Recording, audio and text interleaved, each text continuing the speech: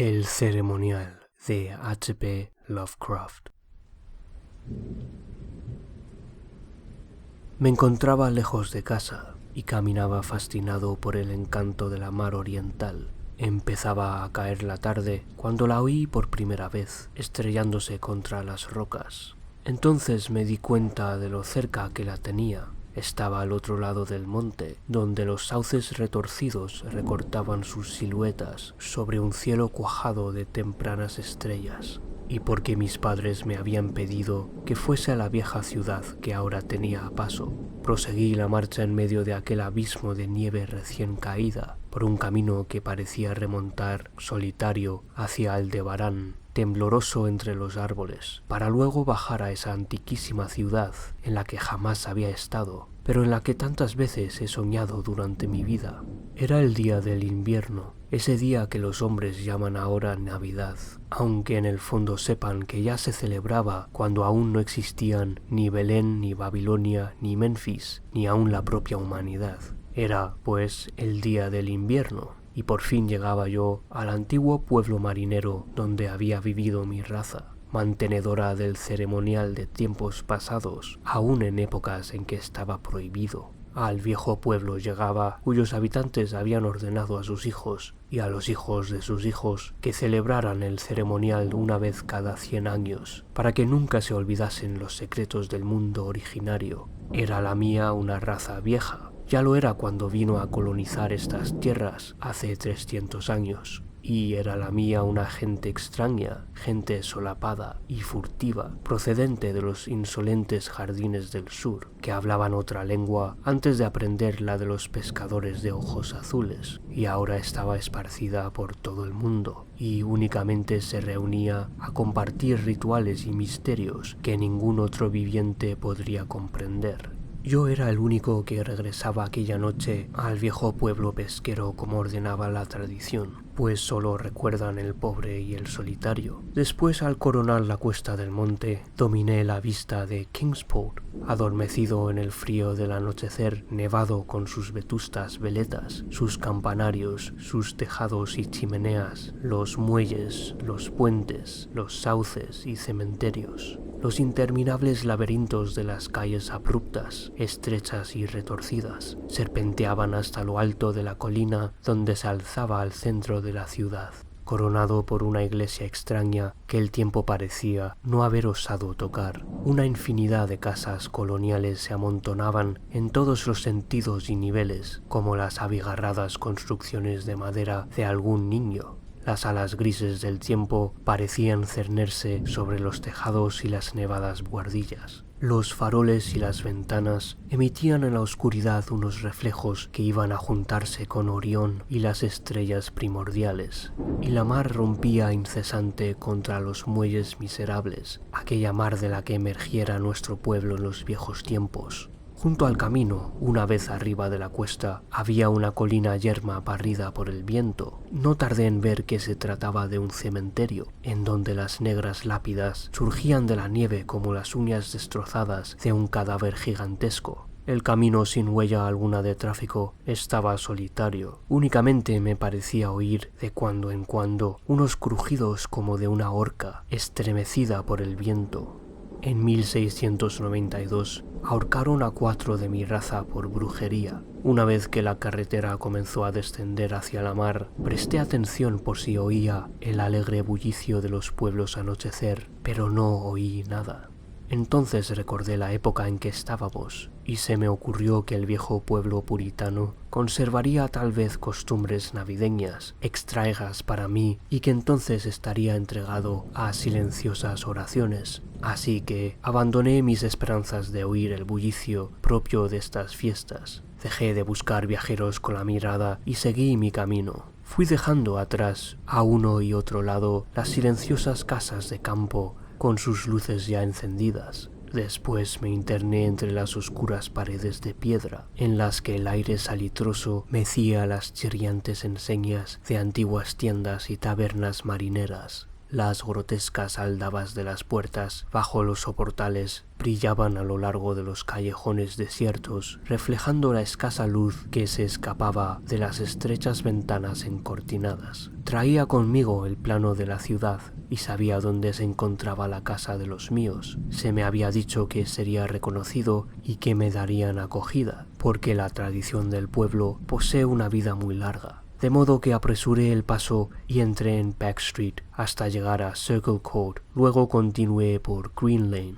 única calle pavimentada de la ciudad, que va a desembocar detrás del edificio del mercado. Aún servía el antiguo plano y no me tropecé con dificultades. Sin embargo, en Arkham me habían mentido al decirme que había tranvías. Al menos yo no veía redes de cables aéreos por ninguna parte. En cuanto a los raíles, es posible que los ocultara la nieve. Me alegré de tener que caminar porque la ciudad, revestida de blanco, me había parecido muy hermosa desde el monte. Por otra parte, estaba impaciente por llamar a la puerta de los míos, por llegar a esa séptima casa de Green Lane, a mano izquierda, de tejado puntiagudo y doble planta que databa de antes de 1650. Había luces en el interior y, por lo que pude apreciar a través de la vidriera de rombos de la ventana, todo se conservaba tal y como debió de ser en aquellos tiempos. El piso superior se inclinaba por encima del estrecho callejón invadido de hierba y casi tocaba el edificio de enfrente, que también se inclinaba peligrosamente, formando casi un túnel por donde caminaba yo.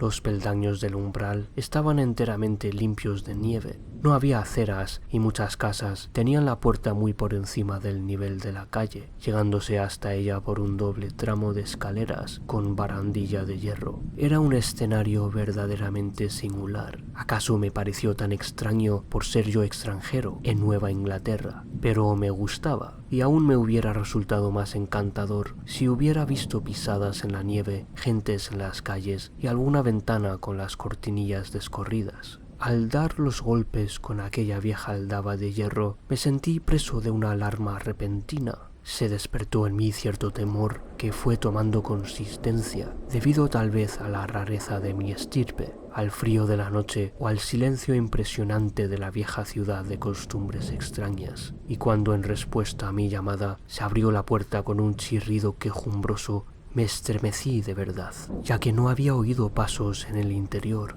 Pero el susto pasó enseguida. El anciano que me atendió, vestido con traje de calle y en zapatillas, tenía un rostro afable que me ayudó a recuperar mi seguridad, y aunque me dio a entender por señas que era mudo, escribió con su punzón en una tablilla de cera que traía una curiosa y antigua frase de bienvenida. Me señaló con un gesto una sala baja iluminada por velas. Tenía la pieza gruesas vigas de madera y recio y escaso mobiliario del siglo XVII. Aquí el pasado recobraba vida. No faltaba ningún detalle. Me llamaron la atención la chimenea, de campana cavernosa, y una rueca sobre la que una vieja, ataviada con ropas holgadas y bonete de paño, de espaldas a mí, se inclinaba afanosa pese a la festividad del día. Reinaba una humedad indefinida en la estancia, y por ello me extrañó que no tuvieran fuego encendido. Había un banco de alto respaldo y me pareció que había alguien sentado en él, aunque no estaba seguro. No me gustaba nada de lo que veía allí y nuevamente sentí temor. Mi temor fue en aumento, porque cuando más miraba el rostro suave de aquel anciano, más repugnante me parecía su suavidad. No pestañeaba y su color era demasiado parecido al de la cera. Por último, llegué a la plena convicción de que aquello no era un rostro, sino una máscara confeccionada con diabólica habilidad. Entonces sus flojas manos, curiosamente enguantadas, escribieron con pasmosa soltura en la tablilla, informándome de que yo debería esperar un rato antes de ser conducido al sitio donde se celebraría el ceremonial.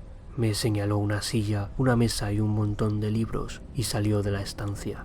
Al echar mano de los libros, vi que se trataba de volúmenes muy antiguos y mohosos. Entre ellos estaban el viejo tratado sobre las maravillas de la naturaleza de Morister, el terrible Sadducismus Triumphatus de Joseph Glanville, publicado en 1681, la espantosa Daemonotrateia de Remigius, impresa en 1595 en Lyon, y el peor de todos, el incalificable Necronomicon del loco Abdul al-Hazarez, en la excomulgada traducción latina de Olacius Wormius. Era este un libro que jamás había tenido en mis manos, pero del cual había oído decir cosas monstruosas. Nadie me dirigió la palabra. Lo único que turbaba el silencio eran los aullidos del viento en el exterior y el girar de la rueca mientras la vieja seguía con su silencioso hilar. Tanto la estancia como aquella gente y aquellos libros me daban una extraña impresión de morbosidad e inquietud.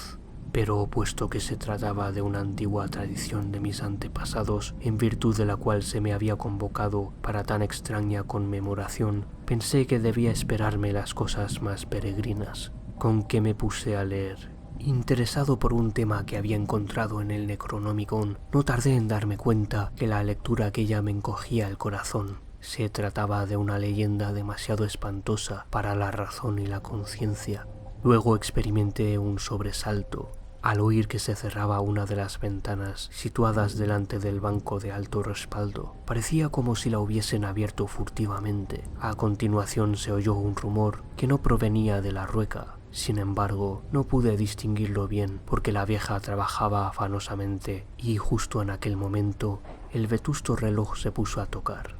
Después, la idea de que había personas en el banco se me fue de la cabeza y me sumí en la lectura hasta que regresó el anciano, con botas esta vez, vestido con holgados ropajes antiguos, y se sentó en aquel mismo banco, de forma que no le pude ver ya. Era enervante aquella espera, y el libro impío que tenía en mis manos me desazonaba más aún. Al dar las 11, el viejo se levantó, se acercó a un enorme cofre que había en un rincón y extrajo 2 capas con caperuza. Se puso una de ellas y con la otra envolvió a la vieja, que dejó de hilar en ese momento. Luego ambos se dirigieron hacia la puerta. La mujer arrastraba una pierna. El viejo, después de coger el mismísimo libro que había estado leyendo yo, me hizo una seña y se cubrió con la caperuza su rostro inmóvil, o su máscara. Salimos a la tenebrosa y enmarañada red de callejuelas de aquella ciudad increíblemente antigua. A partir de ese momento, las luces se fueron apagando una a una tras las cortinas de las ventanas y Sitio contempló la muchedumbre de figuras encapuchadas que surgían en el silencio de todas las puertas y formaban una monstruosa procesión a lo largo de la calle, hasta más allá de las enseñas chirriantes, de los edificios de techumbre de paja y de las casas de ventanas adornadas con vidrieras de rombos. La procesión fue recorriendo callejones empinados, cuyas casas leprosas se recostaban unas contra otras o se derrumbaban juntas, y atravesó plazas y atrios de iglesias, y los faroles de las multitudes compusieron constelaciones vertiginosas y fantásticas. Yo caminaba junto a mis guías mudos, en medio de una muchedumbre silenciosa. Iba empujado por codos que se me antojaban de una blandura sobrenatural, estrujado por barrigas y pechos anormalmente pulposos, y no obstante seguía sin ver un rostro ni oír una voz. Las columnas espectrales ascendían más y más por las interminables cuestas, y todos se iban aglomerando a medida que se acercaban a los lóbregos callejones que desembocaban en la cumbre, centro de la ciudad, donde se elevaba una inmensa iglesia blanca. Ya la había visto antes, desde lo alto del camino, cuando me detuve a contemplar Kingsport en las últimas luces del atardecer, y me estremecí al imaginar que Aldebarán había temblado un instante por encima de su torre fantasmal.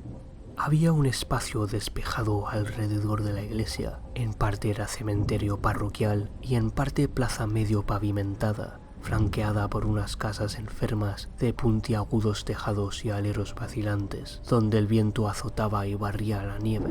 Los fuegos fatuos danzaban por encima de las tumbas, revelando un espeluznante espectáculo sin sombras. Más allá del cementerio, donde ya no había casas, pude contemplar de nuevo el parpadeo de las estrellas sobre el puerto. El pueblo era invisible en la oscuridad. Solo de cuando en cuando se veía oscilar algún farol por las serpenteantes callejas, delatando a algún retrasado que corría para alcanzar a la multitud que ahora entraba silenciosa en el templo.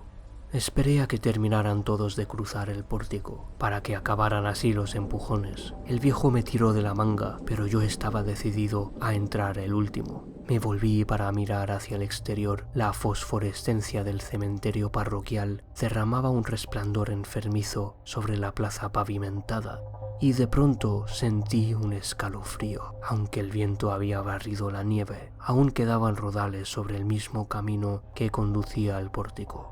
Y sobre aquella nieve, para asombro mío, no descubrí ni una sola huella de pies, ni siquiera de los míos.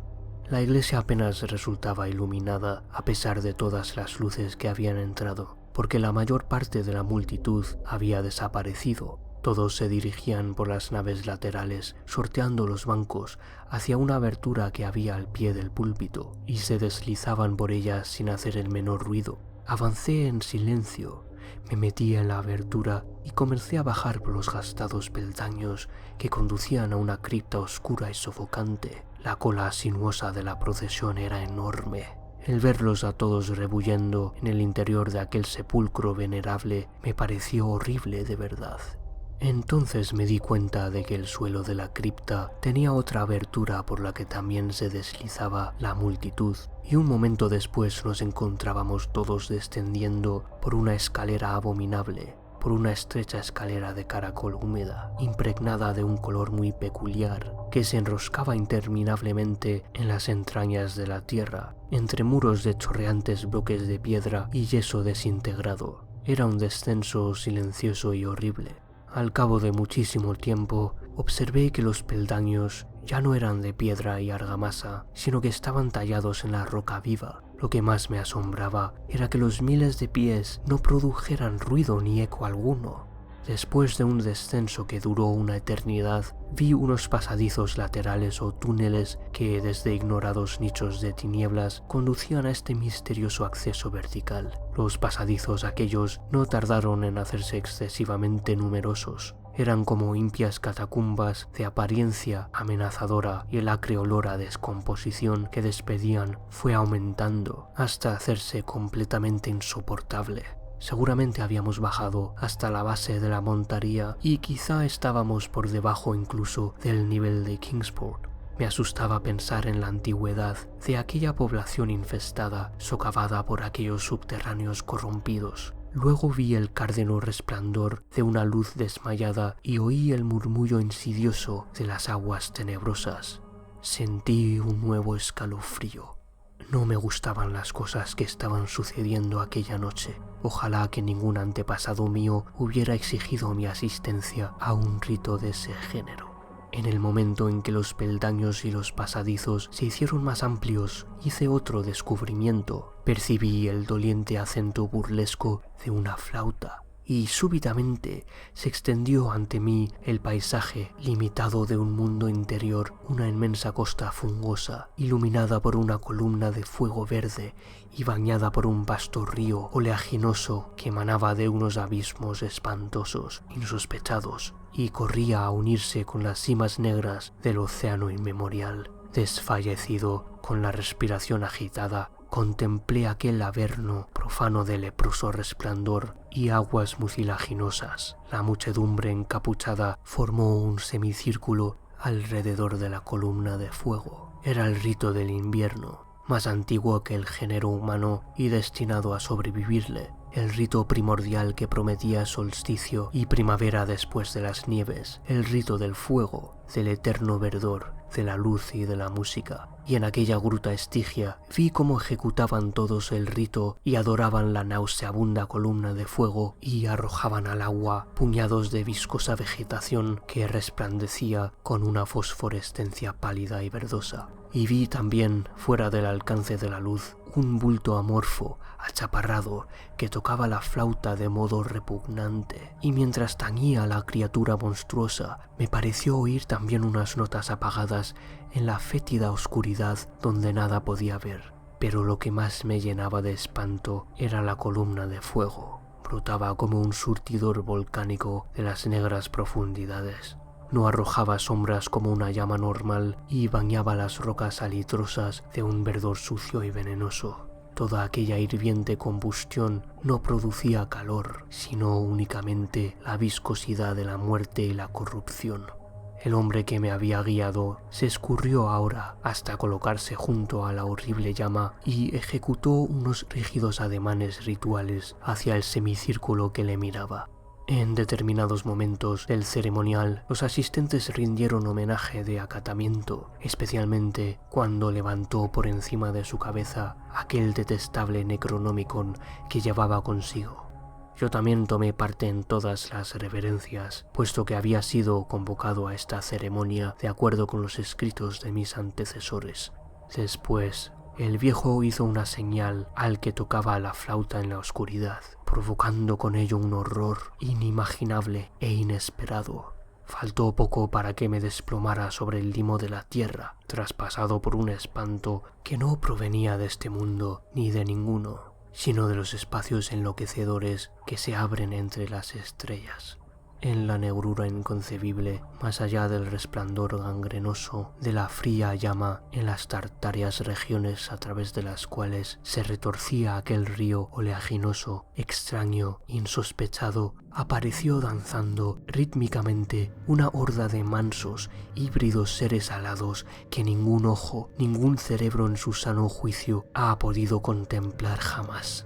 No eran cuervos, ni topos, ni buarros, ni hormigas, ni vampiros, ni seres humanos en descomposición. Eran algo que no consigo y no debo recordar. Daban saltos blandos y torpes, impulsándose a medias con sus pies palmeados y a medias con sus alas membranosas. Y cuando llegaron hasta la muchedumbre de celebrantes, las figuras se agarraron a ellos, montaron a horcajadas y se alejaron cabalgando, uno tras otros, a lo largo de aquel río tenebroso hacia unos pozos y galerías donde venerosos manantiales alimentan el caudal tumultuoso y horrible de las negras cataratas. La vieja hilandera se había marchado con los demás y el viejo había quedado, porque yo me negué a cabalgar sobre una de aquellas bestias como los otros. El flautista morfo había desaparecido, pero dos de aquellas bestias permanecían allí pacientemente. Al resistirme a cabalgar, el viejo sacó su punzón y su tablilla y me comunicó por escrito que él era el verdadero delegado de aquellos antepasados míos que habían fundado el culto al invierno en este mismo venerable lugar, que había sido decretado que yo volviera allí y que faltaban por celebrarse los misterios más recónditos. Escribió todo esto en un estilo muy antiguo y aún dudaba yo cuando sacó de sus amplios ropajes un sello y un reloj con las armas de mi familia para probar que todo era según había dicho él. Pero la prueba era espantosa, porque yo sabía por ciertos documentos antiquísimos que aquel reloj había sido enterrado con el tatarabuelo de mi tatarabuelo en 1698. Al poco rato, el viejo echó hacia atrás su capucha y me mostró el parecido familiar de su rostro. Pero aquello me hizo estremecer, porque yo estaba convencido de que se trataba solamente de una diabólica máscara de cera. Las dos bestias voladoras aguardaban y arañaban inquietas los líquenes del suelo, y me di cuenta de que el viejo estaba a punto de perder la paciencia cuando uno de aquellos animales comenzó a moverse, alejándose del lugar. El viejo se volvió rápidamente y lo detuvo, de suerte que, con la rapidez del movimiento, se le desprendió la máscara que llevaba en el lugar correspondiente a la cabeza.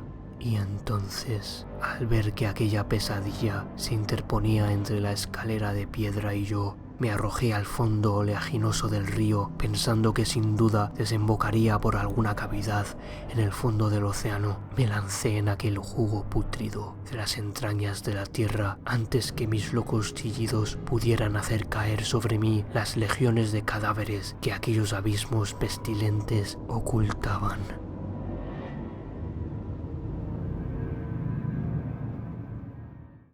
En el hospital me dijeron que me habían encontrado en el puerto de Kingsport, medio helado al amanecer, aferrado a un madero providencial. No hice ningún comentario. Mi cabeza era un caos. Nada encajaba con mi experiencia de la noche anterior. Los ventanales del hospital se abrían a un panorama de tejados de los que apenas 1 de cada 5 podía considerarse antiguo. Las calles vibraban con el estrépito de tranvías y automóviles. Me insistieron que esto era Kingsport, cosa que yo no pude negar. Al verme caer en un estado de delirio, cuando me enteré de que el hospital se encontraba cerca del cementerio parroquial de Central Hill, me trasladaron al hospital de St. Mary de Arkham, donde me atenderían mejor. Me gustó, en efecto, porque los médicos eran de mentalidad más abierta y aún me ayudaron, ya que gracias a su influencia pude conseguir un ejemplar del censurable Necronomicon de Alhazred, celosamente guardado en la biblioteca de la Universidad del Miskatonic. Dijeron que sufría una especie de psicosis